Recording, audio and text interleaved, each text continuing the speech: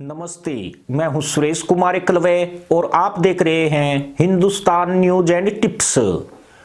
Pakistan CPEC को game changer कहते हुए नहीं थकता था, लेकिन यही सी पैक उसकी बर्बादी का सबब बन गया। चीन ने इस्लामाबाद पर इतना कर्ज लाद दिया कि उसका ब्याज चुकाने के लिए भी पाकिस्तान को कर्ज लेना पड़ रहा है। इसी तरह साल 2019 में सऊदी अरब के क्राउन प्रिंस मोहम्मद बिन सलमान की पाकिस्तान यात्रा के दौरान पाकिस्तान में सऊदी अरब की तरफ से 20 अरब डॉलर के निवेश समझौते पर हस्ताक्षर किए गए थे और रियाद ने पाकिस्तान के तटीय शहर गवादर में ऑयल रिफाइनरी बनाने की घोषणा की तो मदरसा पैदाइश ने इस परियोजना को सी पैक का गेटवे कहना शुरू कर दिया। सी पैक यानी चाइना पाक आर्थिक गलियारा तो लाहौरी गधों की पगडंडी में तब्दील होकर खटाई में पड़ चुका है। चीन ने पिछले 2 साल से इस प्रोजेक्ट को अधर में छोड़कर पाकिस्तान से ब्याज उगाही पर ज्यादा जोर दिया है।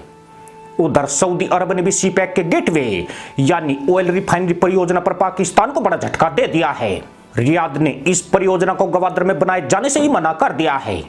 हालांकि पाकिस्तान ने दावा किया है कि सऊदी इस सी पैक के गेटवे को कराची में बनाने पर विचार कर रहा है, लेकिन इसके पीछे मामला कुछ और ही सामने आया है। दरअसल इस खेल को बिगाड़ने के पीछे पाकिस्तान के विदेश मंत्री शाह महमूद कुरैशी की भूमिका सामने आ रही है।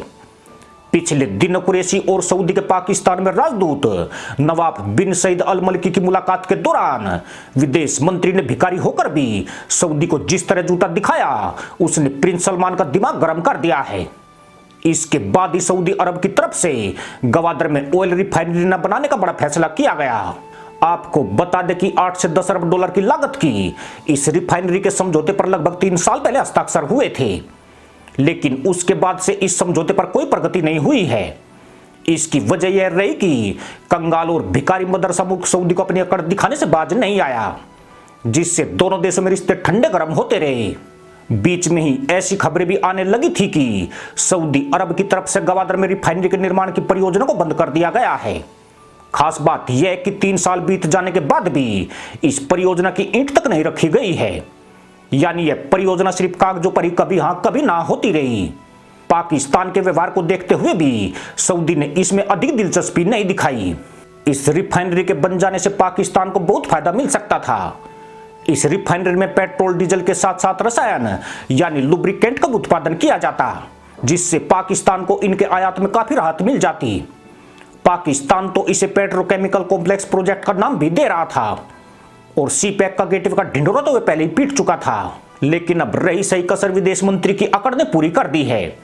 जो देश सऊदी के कदमों में सजदा करते हुए भीख और रहम मांगता है, उसी देश के भिखारी द्वारा अपने राजदूत की बेइज्जती से सऊदी अरब भड़क रहा है, या यूं कहे कि अब शाह महमूद कुरैशी उसके निशाने पर आ गया है। पिछली बार भी कुरैशी ने सऊदी को ओआईसी के समांतर संगठन बनाने की धमकी देकर दोनों देशों के रिश्ते बिगाड़े थे। इस बार तो उन्होंने सऊदी अरब को जूता ही दिखा दिया है। पिछले महीने ही इमरान के गिड़गिड़ाने पर सऊदी ने 4 अरब 20 करोड़ डॉलर का कर्ज दिया है। उसने यह कर्ज 4% के कड़े ब्याज पर दिया है। सऊदी चाहता तो अपना यह पैसा वापस भी मांग सकता था, क्योंकि कर्ज के समझौते में यह शर्त भी शामिल है कि वह 1 दिन के नोटिस पर पाकिस्तान से अपना कर्ज वापस ले सकता है।